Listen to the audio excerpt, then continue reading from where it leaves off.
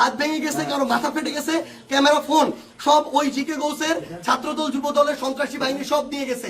এবং আমাদের একজন ভাইয়ের চোখে রড দিয়ে যখন গুঁতা মারছে, তার চোখ বের হয়ে আসার মতো অবস্থা, আরেকজনের মুখে রড দিয়ে বাড়ি মারছে।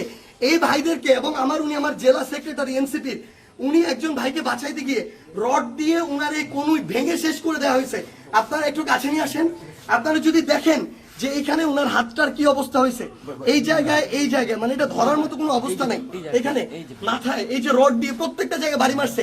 আমরা যখন আমাদের এই আহত 7-8 জন ভাইকে নিয়ে সদর হাসপাতালের দিকে যাইতেছিলাম তাদের চিকিৎসার জন্য, তখন সদর হাসপাতালের সামনে ওই 24শে জুলাইয়ের সময় যেমন খুনি বাহিনী যেভাবে আক্রমণ করছিল হাসপাতালের গেটে, ঢাকা মেডিকেলের গেটে, ওইভাবে আমাদেরকে খুনি বাহিনী এইখানে ছাত্রদল যুব দলের সন্ত্রাসী ক্যাডাররা, জিকে গাউসের ক্যাডাররা, তারা আমাদেরকে আক্রমণ করে হাসপাতালে পর্যন্ত ঢুকতে দেয় নাই। এখন আমি যখন আমার ভাইদের নিয়ে যাচ্ছিলাম, তারা আমার হাতে পর্যন্ত রড দিয়ে বাড়ি মারছে, ইট মারা শুরু করে, এরপরে রড থেকে শুরু করে যত ধরনের তাদের লাঠি সোটা এগুলো তারা মারা শুরু করে।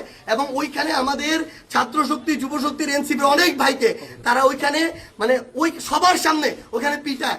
এবং আমরা এখানে পুলিশ দেখলাম, আমাদের সামনে থাকা তো দূরের কথা, আমাদের সাথে থাকা তো দূরের কথা, এত বড় হামলার পরে তারা পিছনে দাঁড়ায় দাঁড়ায় নাটক দেখতেছে। এই ছিল অবস্থা।